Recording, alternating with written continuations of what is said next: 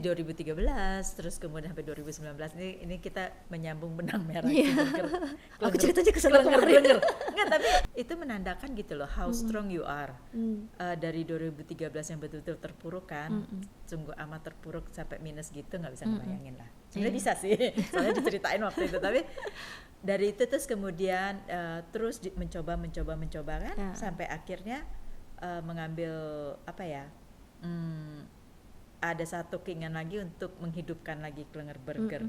Nah, keinginan itu apakah dari faktor ya tadi kan bilang yang punya ini approach, atau memang sebenarnya sudah ada rencana bahwa aduh mau menghidupkan lagi nih tapi caranya bagaimana? Karena sebenarnya memang udah gitu. Ada planning.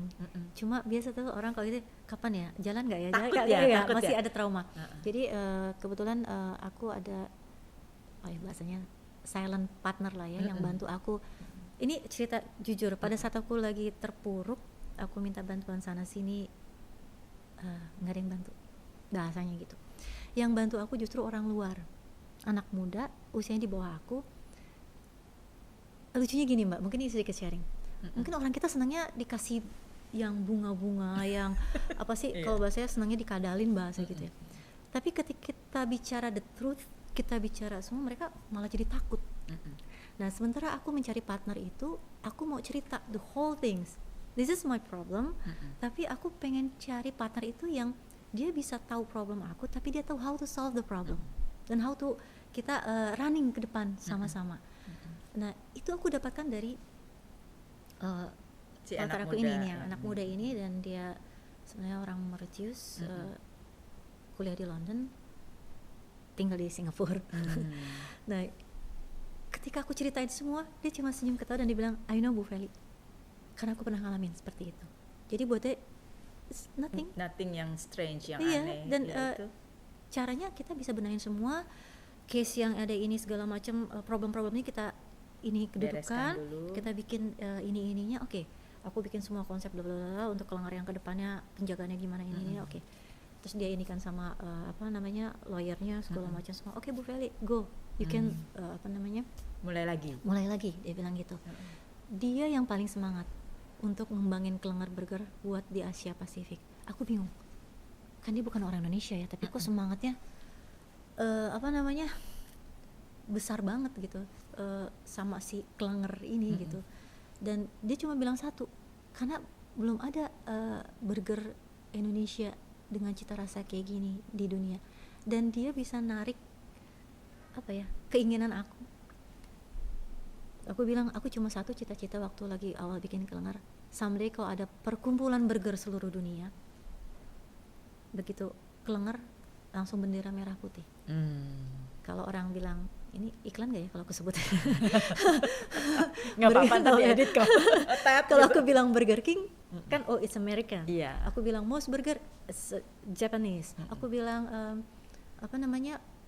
Lotte Korea, ya kan? Kalau Klenger pasti Indonesia lah ya. Pasti Indonesia gitu. Jadi kalau ada perkumpulan burger seluruh dunia tuh kita punya kebanggaan. Ya. Kita punya istilahnya wakilnya gitu dari Indonesia. Dan kalau bicara cita rasa Indonesia ini, Klenger ini ya aku sempat agak berbahagia hati waktu itu ya, waktu kita buka di Bali kan kita ada 3 cabang.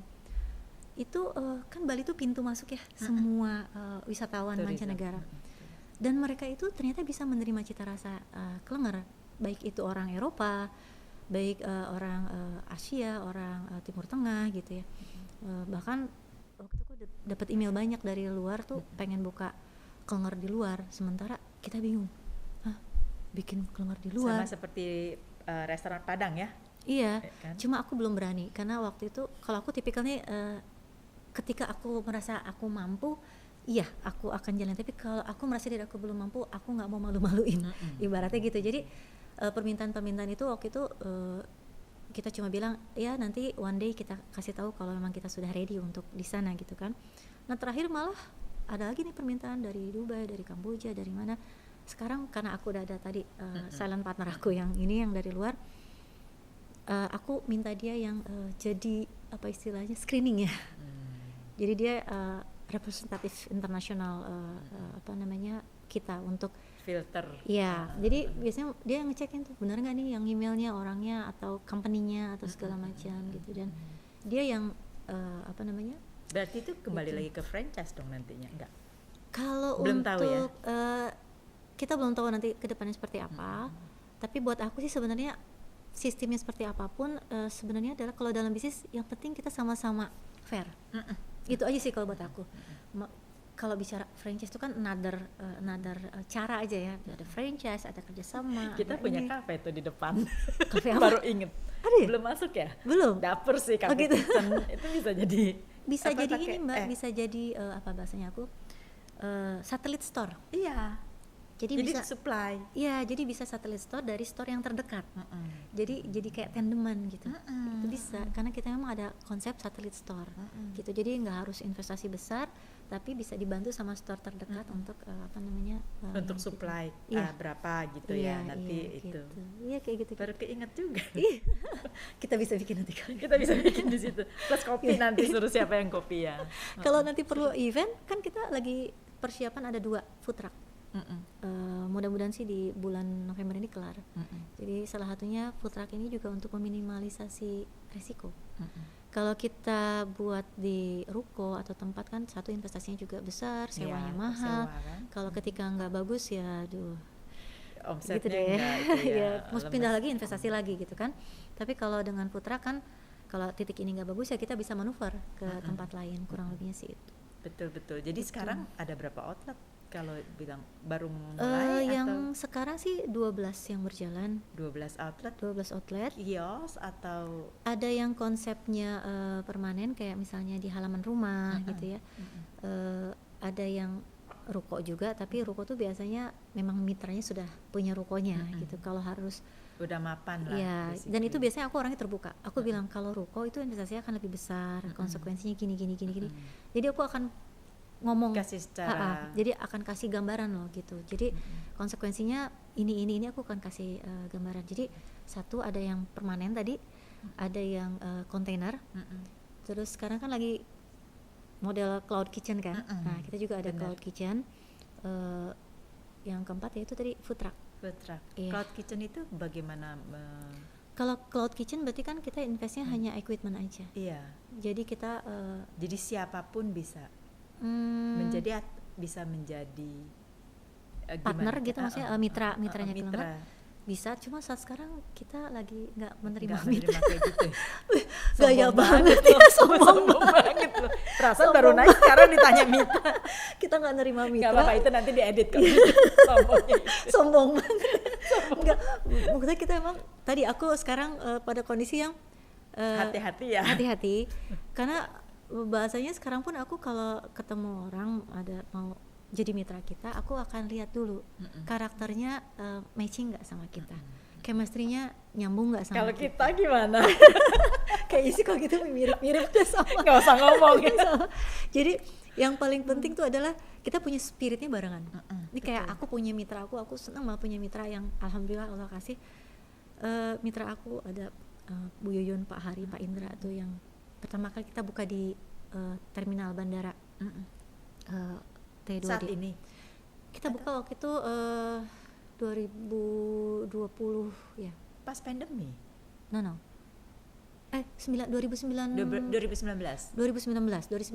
akhir lah, Desember awal 2020 lah. Bayangin dong di bandara kita buka itu kan dengan asumsinya traffic sekian ribu, aku ambil cuma 2% deh dari traffic, aman dong. Tiba-tiba pandemi kan nol beneran ya, zero. Dan kita ngomong sama-sama dong, ini nggak mungkin secara logika, kita nggak mungkin nggak ada sales, gimana ya, tutup, oke kita tutup dulu ya, udah kita tutup dulu sementara. Perih sih gitu, sedih sih gitu, tapi ya tadi tapi dalam bisnis itu memang kadang-kadang keputusan yang cepat, yang big pain itu sih tapi bisa saving mitranya juga enak gitu, kita sama-sama kita pikirin lagi, kita nanti bagusnya gimana ya, kalau menurut Feli gimana, kita rebukan, kalau gini gimana ya, jadi kita benar-benar kayak brainstorm untuk cari solusi yang terbaik untuk ini bisnis kita sama-sama gitu kan. Jadi ya kita jalan sama-sama. Bedanya kan kalau franchise dulu ada franchise fee lah apa segala macam, ada fee-nya. Iya, kalau sekarang aku lebih bagi hasil itu ya udah, bahasanya gini, simple. Aku orangnya simple banget. Aku punya intangible value.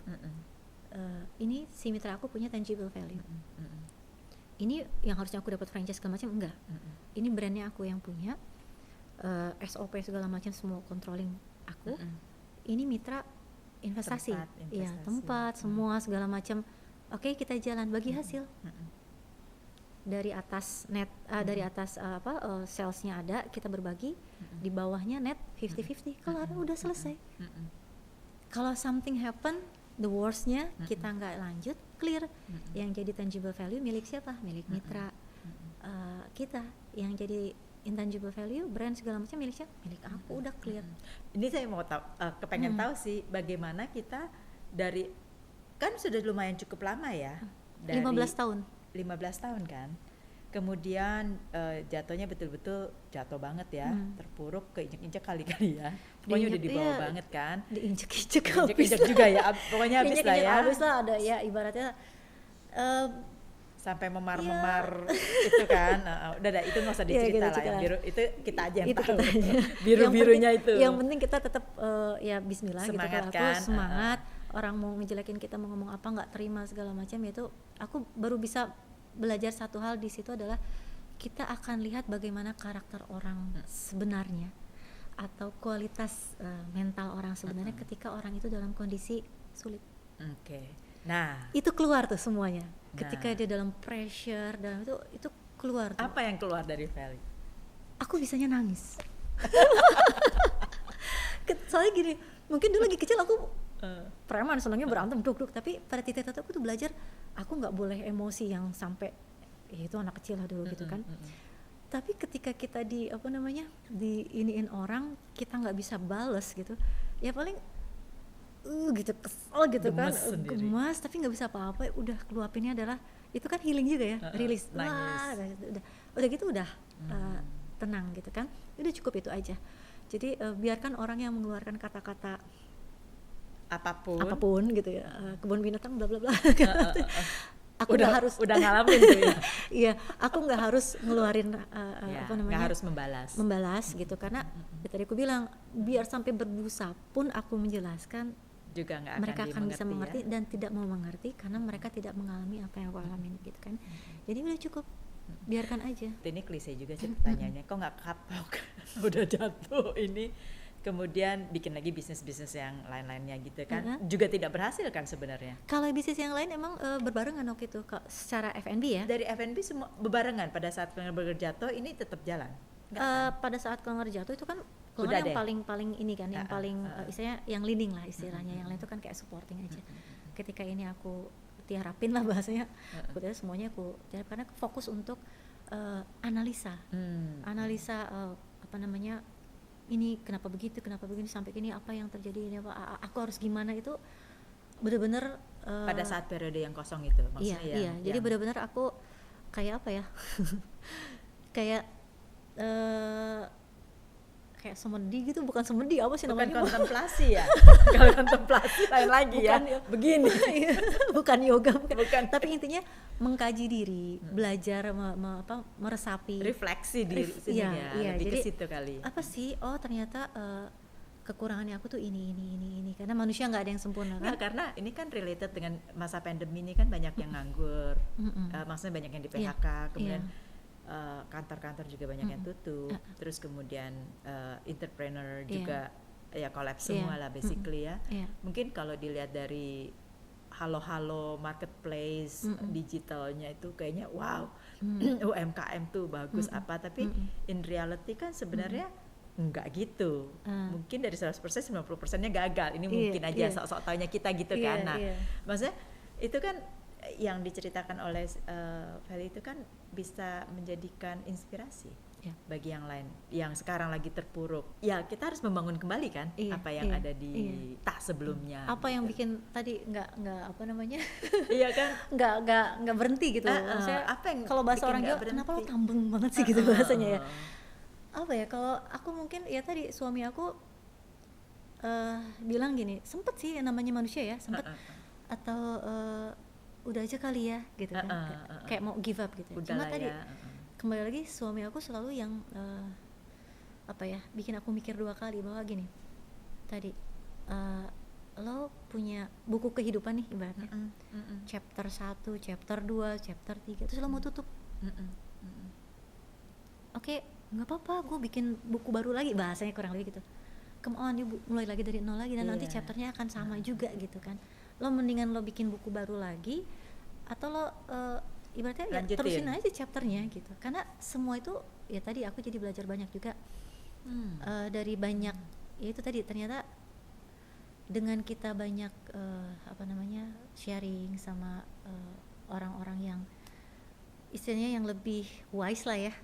Di situ kita belajar banyak hal, bahwa ya tadi banyak hal yang tidak bahasanya tadi untold story-nya mereka gitu. Kayak misalnya almarhum Om Bob sama bilang gini, orang kan liatnya gue udah sukses aja, dia tahu nggak ada gue ngetok-ngetok pintu jualan telur. Iya, dulunya. Iya. Atau dulu aku pernah klien aku dulu salah satunya nyebut brand nih. Nggak apa-apa. Klien aku dulu salah satunya kapal api. Ingat banget tahun 98 aku lagi krisis, masih kerja dulu nih. Semua karyawannya sampai stres. Wah gimana nih kapal api kondisinya gini. Tau nggak, ownernya coba bilang gini, ngapain kamu pusing? Dulu juga kita mulainya jualan ketok pintu satu-satu pakai apa namanya, bungkus kertas yang warna coklat itu kan. Kalau harus mulai lagi seperti itu, kenapa pada nggak mau? Bahasanya gitu. Jadi ya jangan takut untuk gitu. mengulang. Iya, istilahnya gitu. Jadi kalau aku orangnya senang memappingkan. Jadi sesuatu tuh mappingin ya. Sama kayak aku ngajarin anak juga, nggak usah ngapalin buku, mappingin aja chapternya apa, bab-babnya di kepala itu udah. Jadi sama ketika aku jalanin proses usaha itu udah termapping deh. Oh oke, tadi mulai jatuh, bangkit, sukses, ya kan. Jatuh tuh jatuh yang mana kan banyak jatuhnya. Oke, jatuh belum sukses, gagal baru sukses. Dari sukses pun jatuh lagi, bukan jatuh tadi bangkrut dari jatuhnya. Nah itu mulai lagi. Mulainya kan tadi bukan dari nol, tapi dari di bawah nol, di bawah, minus gitu ya. Dan itu satu siklus yang akan selalu berputar. Tapi ternyata grafiknya itu sebenarnya kita naik. Karena ini nol, kita naik ke sini, zero ke bawah, kita naik lagi tuh mentalnya katanya reboundnya lebih tinggi. Jadi secara grafis sebenarnya kita proses learning untuk menyelami bisnis itu mungkin bahasanya lebih wise kali ya, lebih bahasanya lebih bisa memaknai hidup. Sekarang jadi, udah lebih bijaksana ceritanya. Enggak juga sih, tapi maksudnya satu sisi yang aku ambil hikmahnya adalah kita bisa menghargai sesuatu, even uang 100 perak sekalipun. Karena Om Bob pernah bilang juga ke aku, orang kerja, orang banting tulang itu untuk apa sih? Untuk bertahan hidup, untuk isi perut, ya kan? Jadi aku nilainya ya udahlah, kita mau ngapain sih sebenarnya? Mau jadi orang kaya? Kayaknya sebenarnya enggak deh. Aku malah suka ngeri kalau misalnya cara cepat jadi orang kaya. Kayaknya itu sih konsekuensi. Kalau my partner saya kayak gitu, kerja keras. Iya. Nah, kaya itu relatif dan itu konsekuensi. Itu adalah hasil. Tapi titik di mana orang yang kalau menurut orang itu orang kaya, itu sebenarnya titik di mana dia udah nggak mau jadi orang kaya. Karena itu tadi ada circle-nya ya. Ketika kita udah sampai titik tertentu, sebenarnya gue udah nggak perlu materi gitu kan. Iya, bukan itu yang dicari. Bukan itu yang dicari. Ya mungkin sama kayak aku, ya mungkin agak sedikit idealisme sih ya. Aku sama suami memang agak sedikit ideal. Orang mungkin bilangnya suka ngeledekin aku dulu gini, lo mau bisnis atau mau jadi negarawan sih? Hampir bercanda gitu. Maksudnya doing something bisnis tapi aku pengen ada value lain, misalnya kayak gitu tuh.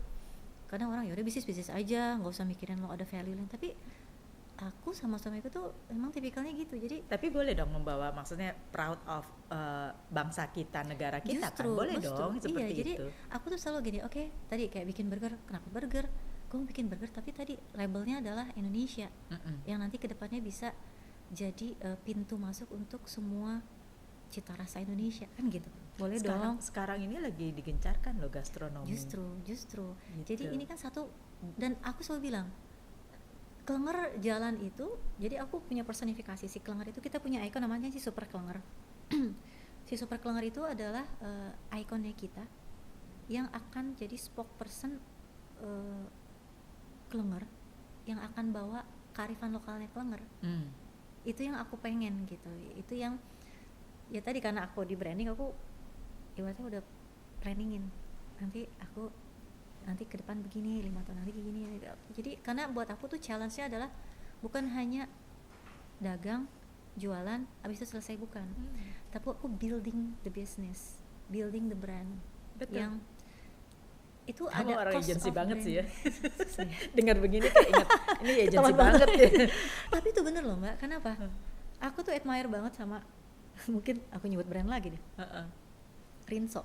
Dari zaman aku kecil sampai sekarang perjalanannya udah berapa lama ya kan, dari packingnya yang zaman dulu iklannya sampai sekarang itu basic banget soalnya. Basic needs. Iya, jadi gitu. Nah, apakah burger bisa menjadi basic needs-nya orang Indonesia kah, atau ya terutama orang Indonesia lah gitu. Tapi percaya nggak percaya, aku juga baru ngeh nih, Burger King tahun berapa coba, McD tahun berapa mereka jualan burger, dan sampai sekarang masih hidup istilahnya. Orang Indonesia tadinya mungkin hanya orang-orang tertentu yang makan burger, ya kan? Tapi ternyata anak-anak sekarang itu udah apa-apa burger anak-anak kecil gitu ya, maunya burger. Jadi burger tuh udah jadi kayak another makanan yang memang untuk makan. Jadi bukan hal yang orang Londo yang bisa makan burger atau orang yang udah sering ke luar negeri yang makan burger, enggak. Jadi sekarang itu kalau bahasanya aku, everybody can eat Klenger. Itu yang aku juga pengen, bahwa orang Indonesia itu kalangan manapun bisa makan Klenger. Saya selalu balik lagi nih ke 2019 kan mulai ya, terus kemudian pandemi. Nah, saat pandemi itu jadi naik atau jadi turun lagi? Kalau secara ini lucu sih sebenarnya, bukan lucu ya, buat aku ya aneh juga, tapi ya it's happen gitu. Ketika pandemi malah mitra aku, Bu, saya bikin satu lagi boleh nggak? Apa karena dia ini online atau? Ya dia pengen bikin aja katanya. Ada satu mitra aku, Bu, saya mau bikin itu yang tadi aku bilang, dia ada ruko, dia mau bikin. Terus aku bilang, Pak, kalau ruko kan investasinya besar, aku bayangin kalau itu uang aku sendiri kan gitu. Terus nanti kalau ini kondisinya masih belum jelas ke depannya seperti apa, konsekuensinya kalau nanti nggak achieve gimana? Kalau aku langsung ngomongnya tadi horornya, the worstnya gitu kan. Rasionalnya, oke. Tapi dia bilang gini, nggak apa-apa Bu, saya mau apa istilahnya dapat start duluan. Jadi kalau kondisi udah membaik, orang baru memulai, kita udah di sini. Gitu. Kalau kita ini kita bicara bisnis ya, saya setuju banget tuh. Jadi di mana keadaan ekonomi atau keadaan kehidupan lah ya itu the lowest, itu yang saya bilang kalau kita frustrasi itu sebenarnya itu the lowest, itu di mana titik nadir yang kita nggak akan turun lagi ke bawah kan.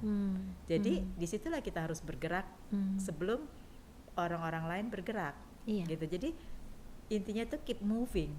Nah, betul. Ya kan? Never stop.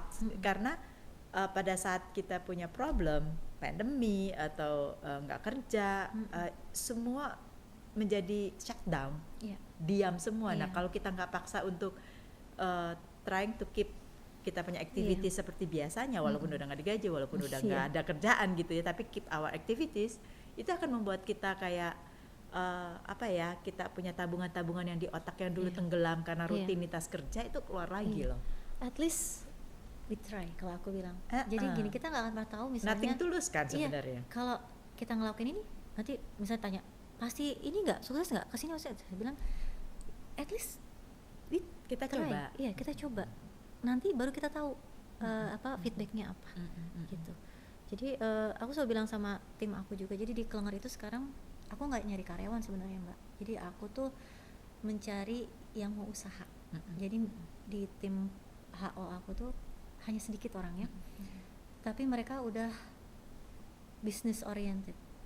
Jadi ibaratnya kalau orang mau bisnis, aku mau bisnis nggak punya modal segala macam.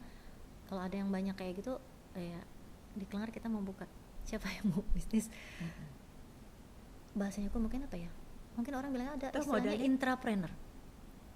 Jadi oke, mereka memang ada salary tapi tidak salary yang besar, karena aja. Selebihnya adalah kita dapat dari achievement. Jadi dia udah kita involvekan as a dalam business partner, betul. Jadi tim aku tuh udah memang harus ngitung bisnis dan harus tahu outlet itu pergerakannya gimana, ininya gimana, dan memang kondisi yang pandemi, to be honest memang nggak sesuai target lah ya. Pastilah. Tapi ini pandemi gitu, yang ada kita harus tetap struggle, kita harus. Tapi dengan 12 store kan is achievement kan pastinya. Secara number iya nambah terus, dan kita pun nggak takut nambah terus seperti itu. Nggak, jadi takut nggak kejadian seperti sebelumnya. Aku jadi gini, aku udah punya pakem, makanya tadi aku bilang aku nggak nambah lagi store, karena dengan tim aku yang sekarang itu maksimum hanya 20 store, which is itu udah close udah selesai kata, 20 itu. Masih ada 6 lagi yang sedang proses, dan itu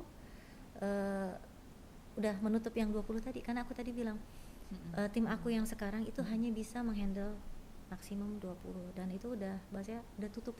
Dan makanya kalau misalnya ada yang bilang mau mitraan, untuk saat ini kita belum, karena kita fokus dulu ke yang ada. Kecuali mitra aku yang sekarang mau membuka pintu, boleh joinan, kita ngobrol gitu kan. Tapi kalau baru mungkin enggak, karena ini tadi kita cuma tinggal istilahnya menyelesaikan yang harusnya buka aja sampai 20. Bagus juga tuh ya. Jadi kita jadi fokus dulu yang itu, walaupun permintaan banyak ya. Begitu kita back lagi kan kita pakai temanya sekarang tuh The Legend is Back. Jadi Klenger balik lagi tuh kita bilangnya The Legend is Back, karena ternyata banyak komentar-komentar yang kalau menurut aku sentimental kali ya. Iya, jadi ternyata ada konsumennya Klenger itu gini loh Mbak, aku juga kaget. Ada Klenger lagi gitu. Jadi ini burger gue zaman SD, ada yang bilang burger gue zaman SMP. Dia mesti dibesarin tuh ya. Burger gue zaman kuliahan, ada zaman gue pacaran nih. Gue jadi kalau baca komentar-komentar konsumen itu, aku baru kebayang, mereka nembak jadian di outlet Klenger lah. Ada yang istrinya lagi ngidam malam-malam Klenger lah. Jadi ternyata banyak cerita. Kalau sudah 100 store sih itu masif. Iya, dan ketika kita back lagi ini memang langsung tuh pada teriak lagi kan, yang di Surabaya, Malang, Bali. Tapi Bali sedih lah sekarang, lagi benar-benar ini banget. Ya mereka minta lagi gitu, ayo dong buka lagi di sini, kangen nih udah lama gitu kan. Cuma tadi aku bilang ya nanti ya gitu, ada waktunya lah gitu nanti. Yang penting fokus dulu yang 20 store ini. Ini semua di Jakarta? Jabodetabek. Aku fokus Jabodetabek dulu karena tim aku base-nya di sini. Jadi biar terpantau dulu, kita goalnya make mitra kita happy, konsumen kita happy, semua tim kita juga happy. Jadi kalau beli online gitu udah konsekuensi lah ya, pasti ya. Dijemput ya? Bukan. Alarm apa coba? Minum air. Minum air. Sekarang enggak sakit. Lumayan ya, 6 tahun diam. Secara Klengernya iya, aku tidurin lah bahasanya. Tidurin. Aku tidurin, aku istirahatin, tapi secara aku pribadi aku cari ngebenahin lah ya istilahnya, semuanya sampai clear, sampai benar-benar tadi aku bisa dapat learning point tak makanya ini kan aku pernah bisnis IT juga. Jadi kembali lagi ternyata F&B sama IT itu emang harus berdampingan. Karena itu sama-sama karakternya sama-sama cepat basi karena inovasi terus kan. Betul. Jadi IT ini juga menunjang tadi sistem aku untuk controlling, makanya kita lagi bikin sistem untuk controlling sampai laporan keuangan. Cuma memang nggak gampang ya, karena itu harus di custom benar-benar sesuai need-nya kita. Ini kan gitu. IT ini karena waktu itu berhubungan dengan 100 outlet, 100 store-nya si Klenger Burger aku pernah bisnis IT tahun 2004. IT tersendiri, bukannya iya. karena pengaruh dari Enggak, jadi 2004 itu aku pernah jadi content provider. Jadi waktu itu sampai sekarang sih masih ada kayaknya namanya Inspire. Sekarang udah ada, dulu sih Mbak Wina ya direkturnya, setelah aku jual itu, bukan jual sih sebenarnya, cut loss karena kita udah nggak sanggup. Tapi di situ aku belajar sesuatu adalah aku jualan IT. apa yang dijual IT Aku itu udah waktu menjual jadi kalau bicara ini aku udah bicara digital marketing tahun 2004. Tapi saat itu orang belum mudeng. Sudah tidak usah diceritakan, kita juga mengalami hal yang sama. Jadi ternyata terlalu cepat juga nggak baik. Bagus. Jadi ternyata pada saat itu kondisinya belum menunjang gitu kan. Tapi oke lah, itu proses belajar lah. Tapi saat sekarang ya aku harus balik lagi juga bahwa si Klenger ini harus ditunjang sama sistem controlling yang which is kaitannya sama teknologi atau IT tadi. Jadi pokoknya waktu itu cuma intinya niatnya adalah yuk tetap jalan gitu. Ketika tadi ownernya Kabayan Pak Robi, udah Bu saya mau, oh yaudah ya aku ceritain semuanya, mulailah jalan ya itu tadi begitu back, oh iya mulai lagi kan, mau dong ini, tapi ya tadi sekarang aku lebih selektif. Jadi kalau misalnya nggak kerasa nggak cocok, nggak misalnya nggak dapat atau ini kayaknya nggak, Ya ini jadi ikutin kita punya feelingnya. iya jadi ya feelingnya mesti udah intuisinya jalan, mesti jalan. ya. Jadi itu akhirnya sih udah dengan sendirinya sih, ketemu sekali 2 kali udah kelihatan oke. Terus promonya di mana sekarang maksudnya? Yes, promo I'm back gitu loh untuk Klenger promo Burger ini. mitranya Klenger nggak pernah berpromo karena jadi akhirnya jadi mitra aku yang ini punya temen, nanti temennya mau terus aku lihat oh ternyata bisa. Atau mitra aku, jadi sekarang ini Mbak, ada mitra aku yang punya lebih dari 1 store. Jadi tadinya 1 terus buka lagi ada yang punya 3, ada yang punya 2 gitu kan. Sama ini juga Pak Robi juga mau nambah jadi 1 lagi. Jadi partnernya gitu. kamu tuh sebenarnya cuma 4 atau 5 tapi outletnya 20 total. Itu bagus dong. Jadi selektif. Aku lebih senang seperti itu. Jadi kita kan udah enak nih karakternya, maksudnya udah tahu chemistry-nya, terus kalau ada apa-apa kita ini bagusnya gimana ya, ini gimana ya gitu. Atau sama aku juga ada mitra aku yang di Cipete, anak-anak muda juga. Aku juga senang. Jadi gini, belajar itu kan bukan hanya dari tadi ada yang udah pengalaman, kita belajar sama yang pengalaman, tapi aku juga belajar sama anak-anak muda, karena sekarang kondisinya juga aku harus tahu karakter anak muda sekarang gimana, terus mereka gimana, sama seperti aku belajar sama anak aku sekarang. Betul. Jadi belajar itu nggak harus dari yang sudah pengalaman aja, even dari anak kecil pun aku belajar sesuatu. Ya sekarang kan kalau kita pegang gadget gitu kan masih ada gaptek-gapteknya. Kalau mereka udah tutas. Tapi lucu nggak sih, kita pernah nggak sih ngalamin dulu kita ngetawain orang tua zaman beta camp? Pernah. Nggak ngerti lah, dia nggak ngerti. Pernah. Sekarang apa dikatain sama aku, oh mama nggak ngerti. Itu kayak kalau orang tuh bilang karma. Jadi sekarang mesti hati-hati kan. Iya, jadi aku bilang ya tapi benar sih. Iya, jadi memang pada titik tertentu ya ibaratnya gini, kita punya anak kecil, dulu kita ngopenin anak kecil, sekarang kita diopenin sama anak kita kan, kebalik kan. Jadi memang itu proses di mana ya tadi ternyata learning, life circle. Iya, dan learning itu nggak berhenti. Aku selalu gitu orangnya. Dulu pun aku bilang sama anak aku lagi kecil, aku bilang gini, nak, mama kan nggak pernah jadi orang tua sebelumnya, jadi nggak punya pengalaman jadi orang tua. Jadi kalau ada hal yang nggak berkenan, kasih tahu mama ya. Aku gitu Mbak sama anak aku. Jadi aku selalu berprinsip gini, mungkin kalau orang tua zaman dulu kan saklek gitu ya, terus harus A, harus B, harus C.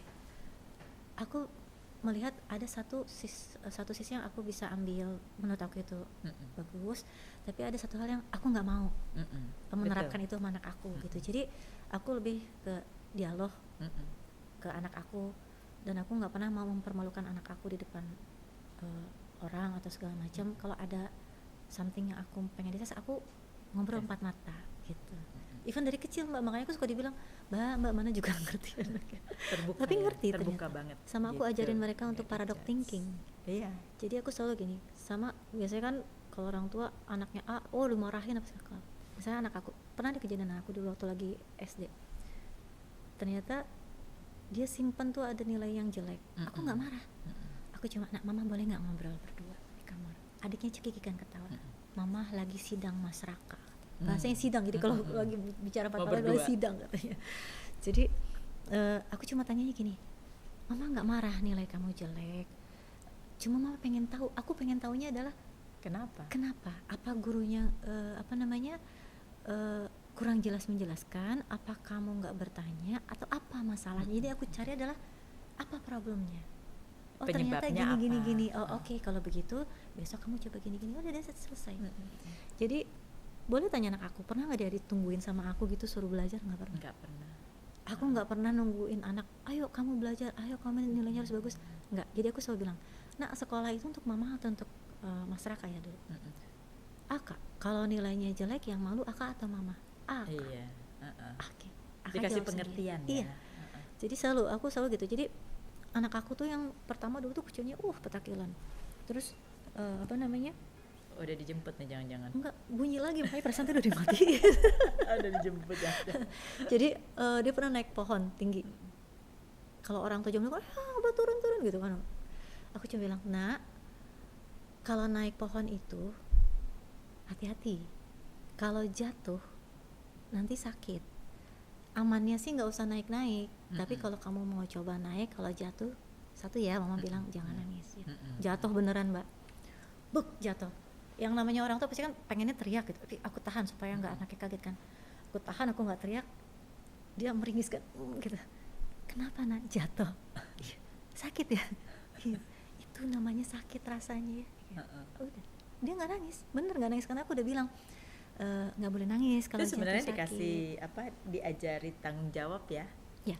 Tanggung jawab bahwa kalau memang jadi, kejadian. aku nggak pernah marahin anak aku dari kecil. Aku nggak mau meninggalkan bekas atau istilahnya memori yang melekat. Jadi aku selalu komitmen sama mereka. Dan aku nggak pernah kalau begini nanti kamu begini, enggak. Jadi misalnya gini, nak, contoh nih, aku pernah meeting waktu itu di Bandung sama Hard Rock FM, meja besar karena nggak ada yang jaga anak-anakku waktu kecil. Aku bawa meeting, aku bilang, nak, nanti kita meeting, mejanya meja besar. Aku kasih gambaran dulu biar mereka ada kebayang. Nanti banyak tamu gitu ya. Tapi kamu harus nice, nggak boleh petakilan, nggak boleh pecicilan. Tapi kalau kira-kira kamu nanti pecicilan, enaknya gimana ya gitu. Terus dia bilang sendiri, nanti turunin di jalan aja mah. Oke ya, deal gitu. Kan dia yang bilang, bukan aku. Tapi beneran dia diem. Sampai teman aku bilang, Vel, anak lo kasih makan apaan tuh sampai diem kayak gitu. Dia nggak tahu kita udah bikin komitmen. Karena aku tipikalnya kalau anak aku udah buat komitmen, dia harus jalanin. Kita percaya. Dan dia jalanin.